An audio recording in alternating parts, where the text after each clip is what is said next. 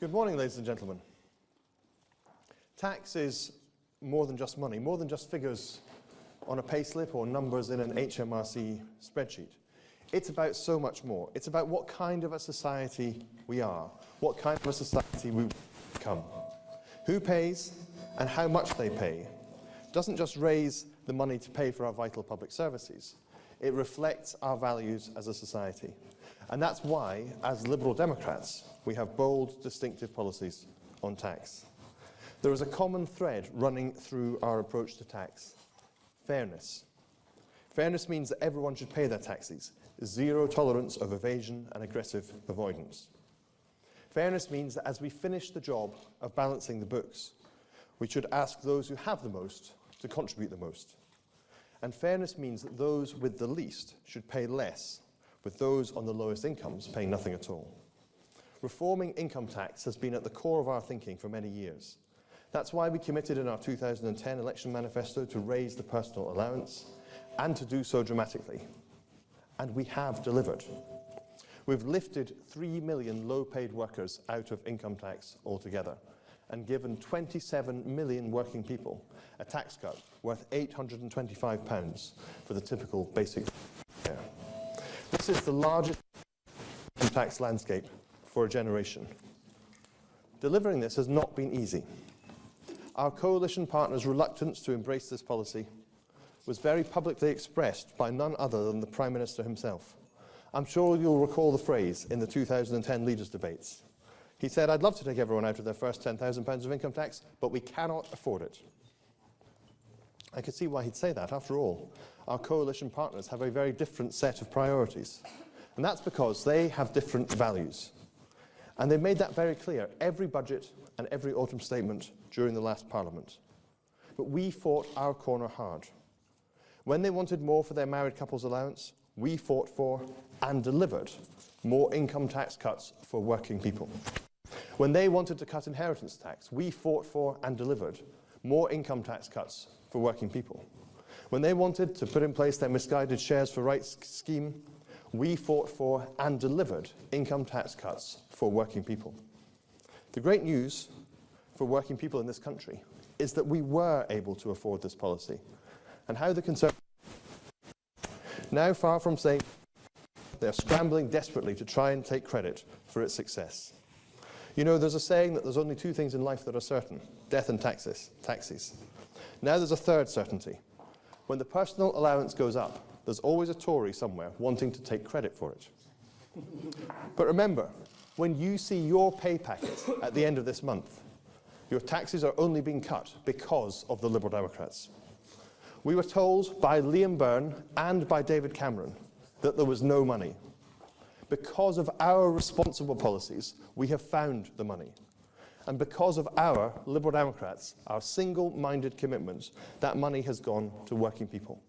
Just yesterday, the personal allowance went to £10,600, delivering that £825 tax cut and taking many hundreds of thousands more people out of paying income tax altogether. But we want to go so much further. And so here to tell you how far further we want to go with this policy and how we will pay for it is a man without whose leadership millions of people would not be seeing their taxes cut this week. The leader of the Liberal Democrats, my friend, Nick Clegg. Thank you, Danny, and good morning to all of you. Politics is about priorities. It's about whose side you are on.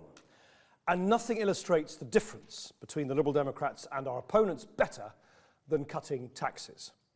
As Danny has set out, our top priority, every budget for the last 5 years, has been to act on a promise that we put on the front page of our manifesto: tax cuts for millions of working people. And we did. In fact, we went even further.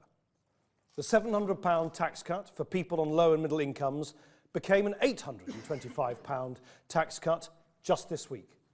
And because of our plan to increase the allowance to £11,000 in our first year back in government, that tax cut will in turn become a £905 tax cut next April. We have no intention of stopping there either.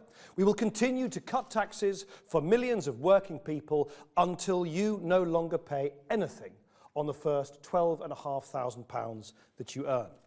That's around another £400 a week, a year, back in your pocket because the Liberal Democrats are on your side. And we've set out how we'll pay for it. For the first uplift in the personal allowance to £11,000 next April, we will pay for it by aligning more closely the dividend tax rate with the rate of income tax for additional and higher rate income tax payers. For the rest, we will continue to clamp down on tax evasion and avoidance, as we have in this government, and direct the revenue we raise straight to the pockets of working people until we have raised the threshold to £12,500.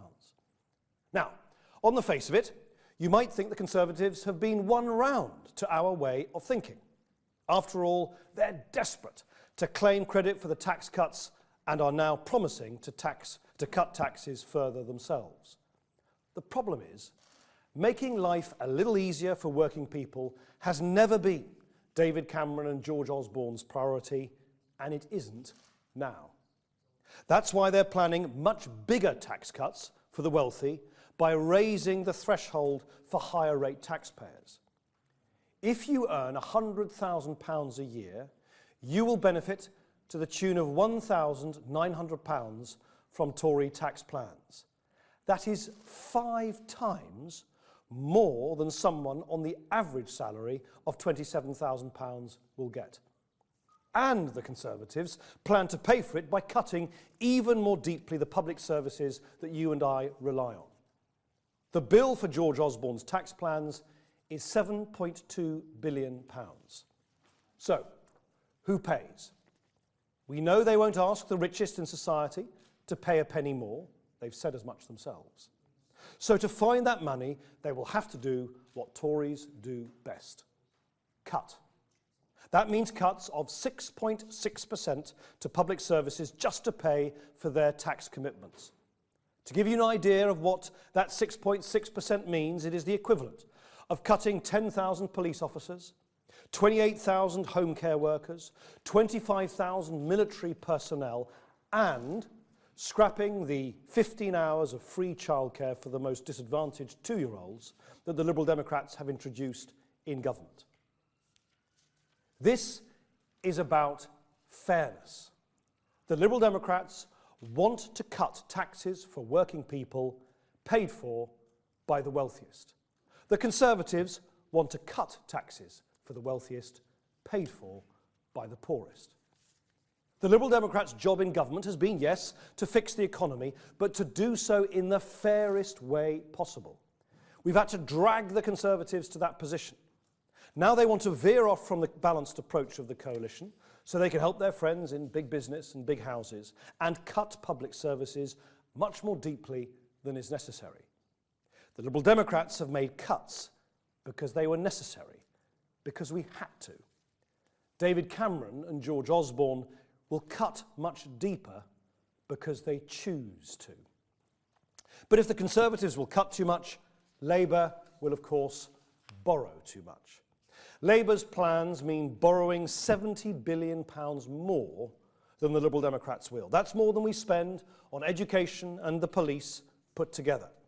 And it means you, your family, your friends, your neighbours will be left paying for Labour's borrowing for years to come. Labour will borrow an extra £4 billion just to pay the interest on our accumulated debt. £4 billion. That's a bill of £134 for every single taxpayer in this country. That's enough to fill up your car 3 times. Money you may as well throw straight down the drain, according to Labour's plans. The Conservatives or Labour? Reckless cuts or excessive borrowing? It's a dismal choice, but it doesn't have to be that way. The Liberal Democrats will cut less than the Conservatives and borrow less than Labour. The Liberal Democrats will finish the job of balancing the books, but of course we will do it fairly. We will always act responsibly. We won't risk your job or the economy with reckless borrowing. We will always act fairly. We won't let anyone impose ideological cuts on your schools, your hospitals, and your public services. And we will cut taxes for millions of working people, not just a few at the top. Only the Liberal Democrats will make sure our recovery is strong, stable, and fair. Thank you very much. Questions? Yes, Emily. You always said you wanted to go further and faster on personal... Oh, sorry, Emily from ITV News. You always said you wanted to go further and faster on personal allowance than the current government, but you're not actually going further, so I just want to know why the change of heart. And secondly, David Cameron has dismissed you as a minor party, desperate for attention. Are you going to be able to work with him come May the 8th if you need to? Well, we are, of course, going further. We're going from 10,600 to 12,500. Well, no. The whole point, of course, we're going further from 10,600 to 12,500. The question, which we're putting the spotlight on today, is how do you pay for that? I mean, there's no point. The easy bit is promising tax cuts. That's the easiest thing to do, particularly election time. What's much harder is to spell out how you're going to pay for it and how you're going to pay for it fairly. And the essential choice between Liberal Democrat tax cuts and Conservative tax cuts is ours are paid for fairly by asking the wealthiest to make a small additional contribution, and the Conservatives can only pay for their £7.2 billion tax commitments by cutting public services much, much more deeply than is either necessary or desirable. So we are going further, much further. The allowance has never been as high as it is today, and it'll be much, much higher still with Liberal Democrats in government in the next Parliament. It's just that we think it's essential that you'll also spell out how people will pay for it. As for Conservative comments, look, I tell you the remarkable thing I find about the Conservatives. I mean, here's a party which is awash with money, has got unalloyed support from vast swathes of the British press, and they still are not going to win this election. And do you know what that means? It means that David Cameron, whatever he says, whatever his sort of bravura rhetoric might imply, he is going to be in hock to Nigel Farage and to the right wing of his own party. And I think that will send a real shiver down the spines of lots of moderate voters, including lots of moderate Conservative voters across the country. He said it this morning. He wants to make a home for Nigel Farage and the Conservative Party. And so that's what, whatever you hear from the Conservative Party, remember, they're not going to win the election, and the Conservative Party leadership is basically going to dance to the tune of the right wing. And I think that is not what the country needs, and I don't think it's actually what lots of moderate Conservative voters want from David Cameron either. Yeah. Jo Coburn, BBC Daily Politics. That's it, I'll try that again. BBC Daily Politics, Jo Coburn. Why aren't you friends with George Osborne anymore? You've worked hand in hand for the last 5 years, and you, Danny Alexander, by all accounts, got on famously with him at the Treasury. What's happened? So, it's not a question of who you're mates with, it's whether you agree with their vision of the future. And I see absolutely nothing inconsistent with Danny and myself working in coalition with David Cameron and George Osborne, as we have done for half a decade, in the national interest, setting aside our differences, seeking to come to an agreement to rescue the British economy, and nonetheless saying, in trenchant terms if necessary, the plans that the Conservatives have got, if they're left to their own devices, are just plain wrong. It is wrong to say that the working age poor have to pick up the tab for the mistakes of the bankers. It is wrong to say that the wealthiest get off scot-free and people on low incomes don't get as much back in taxes. It is wrong to cut people's schools and hospitals and public services way beyond what is necessary. And that is why it is, in my view, entirely consistent between saying, look, we have anchored, Danny and I, the two people standing here, have anchored this government in the reasonable, rational centre ground. David Cameron and George Osborne have chosen, they didn't need to do this, they have chosen to say that if they were in power on their own, they want to lurch in a completely different direction.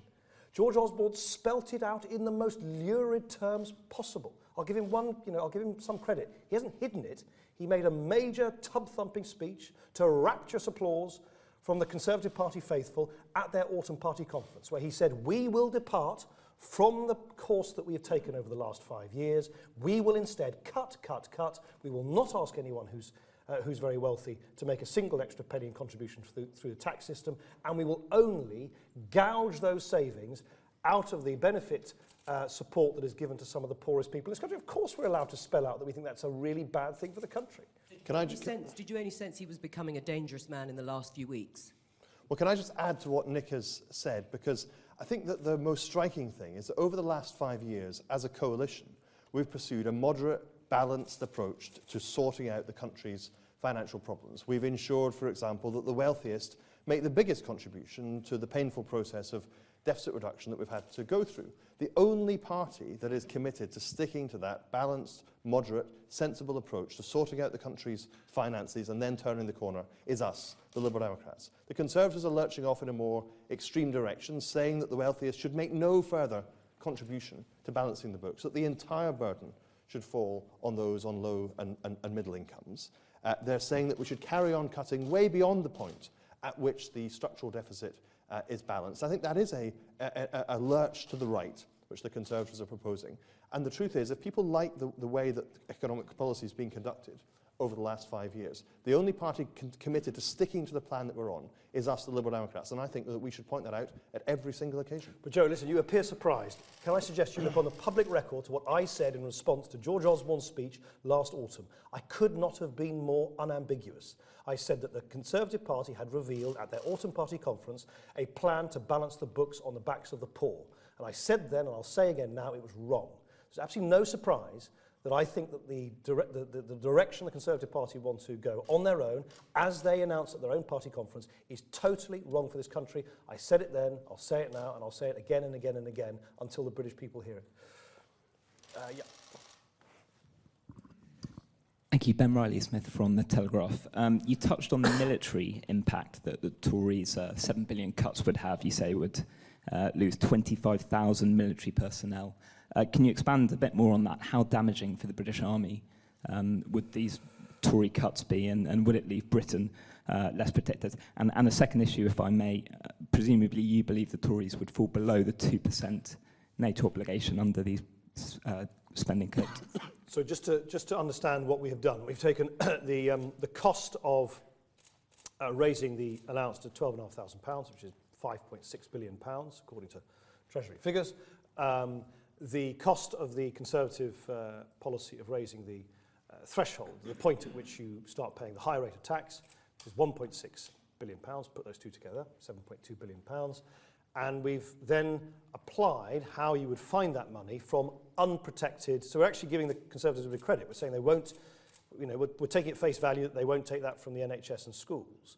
So we're spelling out what it means for unprotected departments here in Whitehall. And that is why we've said, it is the equivalent of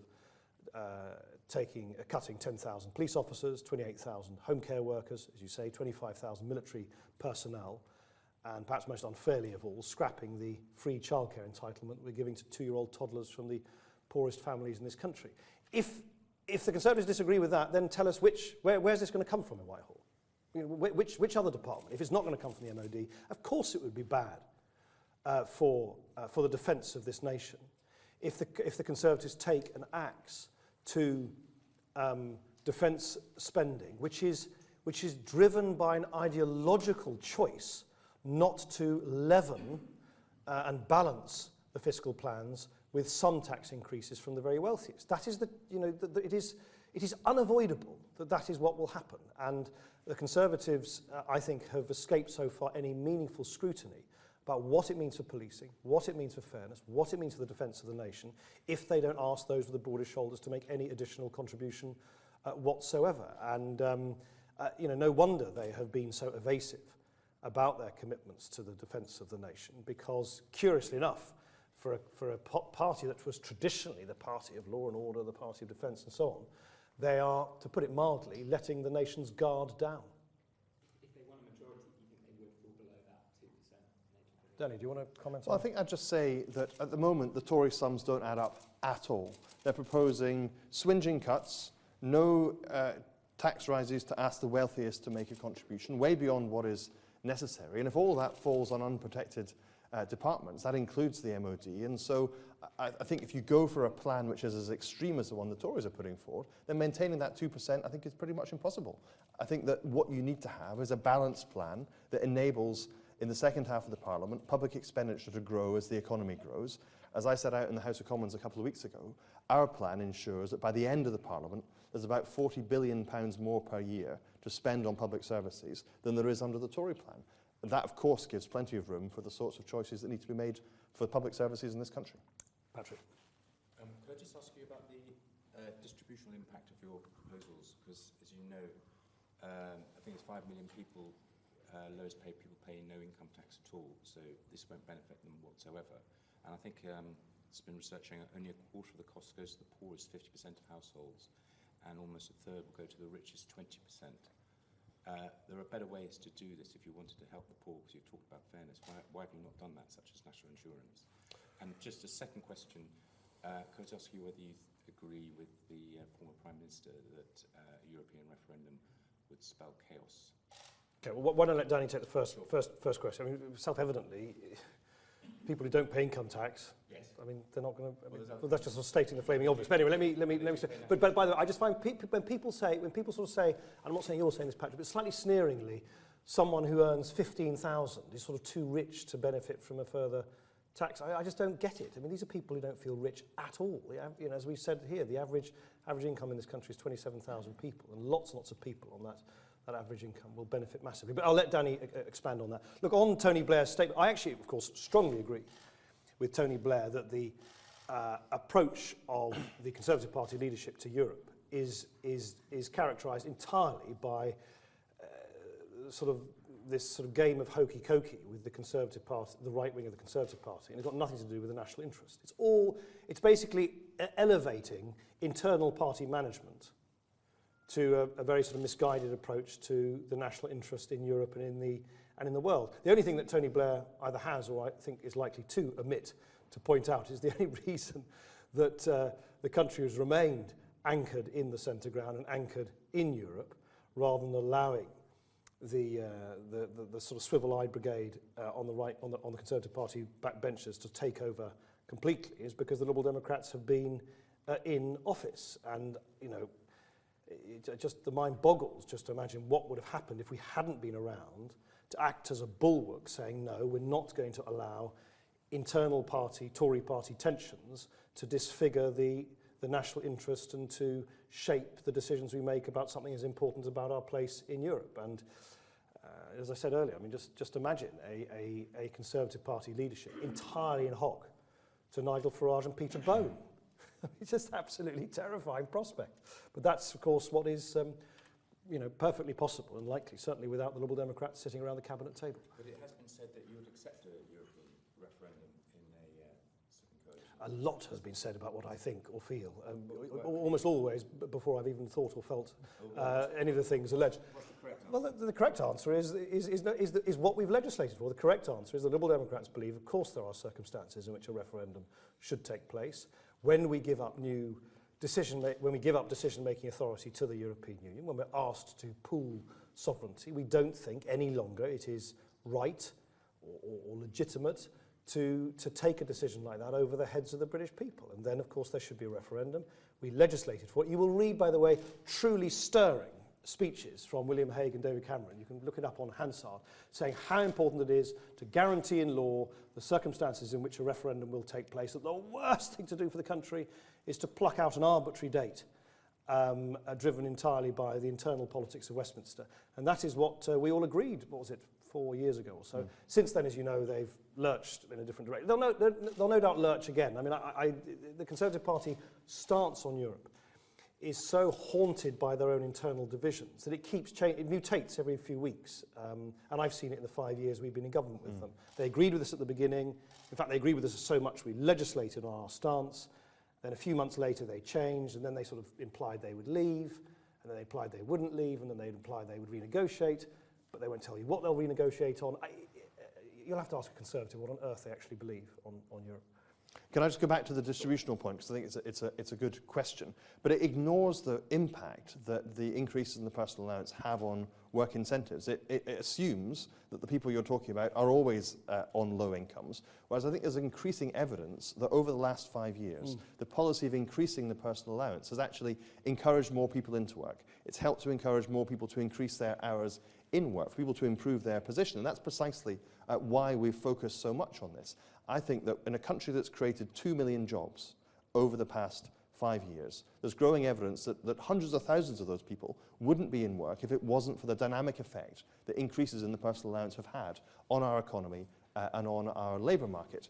So that's why we'd go to £12,500, because that's roughly equivalent to someone working full-time on the minimum wage, paying no income tax at all. We've said before that once we've reached that point, our focus would shift to national insurance and raising the national insurance threshold. Now, look, we've set the goal of getting to 12,500 by the end of next Parliament.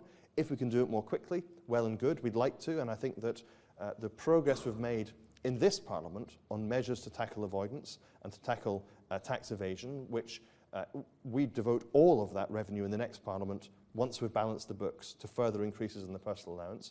We've shown that we can make fast progress on that. That will enable us to get to the 12,500 by the end of the Parliament, if not sooner. And if it's sooner, then Liberal Democrats would shift our attention then to national insurance. Yes, that's a good point.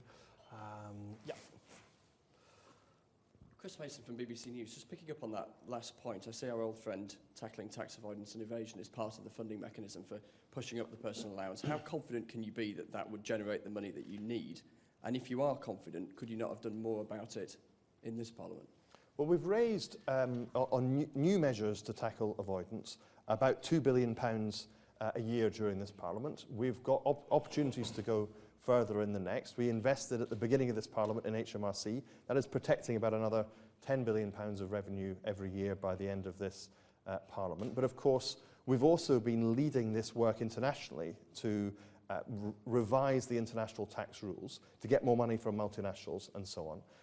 That is starting to be implemented now, but the lion's share of the implementation will be early in the next Parliament. I think that will bring in several £billion more yet. So I think that these targets are achievable. I think that we can do it. We can go even further. But I'd say also in this Parliament, because of the leadership that Liberal Democrats have shown, Nick and I, we've done much more than in any previous government to close loopholes, to tackle opportunities for evasion, to make it much harder for new avoidance schemes to come forward. And I think we can make further progress in the next Parliament, which means that this is very much an affordable commitment. Question for Danny. Sajid Javid has said your claim that a Tory minister said, "We look after the bosses, you look after the workers," is complete rubbish. Is Mr. Javid a liar? And will you lay this whole thing to rest now and tell us which Tory minister it was that made that comment? Well, I will tell you which Tory minister it was who made that comment in my memoirs in 30 years' time. And you can wait till then. I absolutely stand by what I said. I think it's something which reflects very clearly the difference in values between Conservatives and Liberal Democrats. That's the reason I made the point, is because actually it brings to life the fact that at every stage over the last 5 years, Nick and I have been battling day and daily to make the priority lifting the income tax threshold, because that's what helps working people, that's what puts more money in people's pockets, that's what helps to improve work incentives in this country. Whereas the Conservatives, as I said and as Nick said in our opening remarks, have lurched from inheritance tax to shares for right to married couples allowances as their priorities. And in the end, if you want to have a party in government that's going to really look after the interests of working people in this country, you need to have the Liberal Democrats. Thank you. Jack Blanchard from the Mirror. Would you anticipate a future Conservative government trying to cut the top rate of tax again? Well, I was quite bemused to see, was it yesterday or yesterday, sort of David Cameron and George Osborne earnestly tell the nation they had no plans to do so. They jolly well had plans during this last government, I tell you, because Danny and I told them they couldn't do it, because we didn't think it was appropriate at all. Back in the, 2012, wasn't it? We didn't think it at all at the time when, remember, back in 2012, real concerns the economy wasn't growing, real sense of crisis around the place, a real sense of crisis in the nation's finances. And we said, well, of course it's not a priority, or shouldn't be a priority for any government in a situation like that, when you're still dealing with a sort of firestorm. The priority shouldn't be to give tax cuts to higher rate taxpayers. As you know, we agreed to a cut from 50p to 45p, not least because, of course, 45p is a full 5p higher than the higher rate was at any time, pretty well any time, any year under Labour, and in exchange for the largest uplift in the allowance, the personal allowance, that had ever taken place, which we introduced in that budget. David. David Hughes from the Press Association. You've said that George Osborne's dangerous plan, as you've called it, you've vowed to do everything in your power to stop it. Well, one thing you could, of course, do is make it a red line issue in any coalition negotiations with the Tories after the election. Will you do that? I can certainly tell you that there's just no earthly way that the Liberal Democrats would accept a plan which is so willfully regressive, which almost deliberately seems to be singling out the poorest families as the one part of the population, the working age poor, that have to make additional sacrifices to balance the books. We can't have been clearer. You'll see when we publish our manifesto, it'll be the first priority on the front page of our manifesto to balance the books and balance them fairly. And of course we will stick to that principled position, because it's what we think reflects what most people in this country want, which is, yes, to balance the books, you need to wipe the slate clean for future generations. You need to make sure that our kids and our grandkids don't shoulder the burden of this generation's debts, but you've got to do it fairly, and the Conservative plans don't do so at all. So, of course, we would not accept. By the way, as we haven't during this, and this is the interesting thing, if you actually look at what we've done over the last 5 years, the last 5 years has been a much more measured and balanced approach to macroeconomic policy and the management of the nation's finances, because we were there at the cabinet table. I mean, the Conservatives hate to admit this, but we've actually increased taxes by, what is it, 23 billion pounds. We've given a lot of it back through the increase in the allowance. We have actually increased taxes. And when we saw that we were not going to be able to get rid of the structural deficit by the end of the Parliament as we'd originally intended, Danny and I argued very strongly that instead of sort of chasing our tail and coming up with ever more lurid cuts to try and meet that objective, we would be quite open with the British people and say, OK, it's going to take a bit longer. As it is, it's going to take 3 years longer to balance the books. That is the kind of reasoned, responsible, centre-ground approach we have taken already. So what I find striking is that it's the smaller party in this coalition that has actually led the big decisions on how to manage the nation's finances. And it's the bigger party that has now sort of unilaterally declared that it wants to hair off in a more ideological direction. So don't judge me just by my words, judge us by our actions. We've ensured over the last half decade that we follow, broadly speaking, a sensible liberal approach, and we would do so again. Could I just add, Nick, I mean, the Tory plan in the next Parliament is dangerous for all those reasons. The Labour plan is pretty toxic for the economy too. That's why we would say that we will borrow less than Labour, we'll cut less than the Conservatives, and therefore make sure that we have both a strong economy and a fair society. The only party that is committed to dealing with our problems, balancing the books, and doing so fairly, and not lurching towards the excessive cuts of the Conservatives, is the Liberal Democrats. And so both Labour and the Tories have plans that in very different ways would be incredibly dangerous for our economy. Sorry, yeah. Jack Dodd from the Mail. I'm sure the voters will have noticed your hostile language towards the Tories, your erstwhile coalition partners. Have you not noticed it before? Well, there's definitely been an uplift. No, there hasn't. I was just saying to Joe, honestly, it's amazing how sort of, not you, of course, but sort of gnat-like sometimes people's attention spans are. I said in the most lurid terms I could when George Osborne announced the Conservative lurch to the right that it was wrong. I said it last autumn. I've said it pretty well every day in every interview since then. If you want to describe that as new, well, you're entirely, of course, free to do so, but it isn't. Well, given that, do you agree with what Vince Cable said in The Guardian on Saturday, that the sort of cosiness of the Rose Garden was a mistake? No, I think it was very right and proper and necessary after I remember actually in your newspaper, the almost hysterical, breathless predictions on the front page every day in the run-up to the last general election, that if there wasn't a slam-dunk result, the earth would stop spinning on its axis, locusts would descend from the sky, the traffic would come to a grinding halt, So I think it was quite right that we could demonstrate to you that a coalition government could work.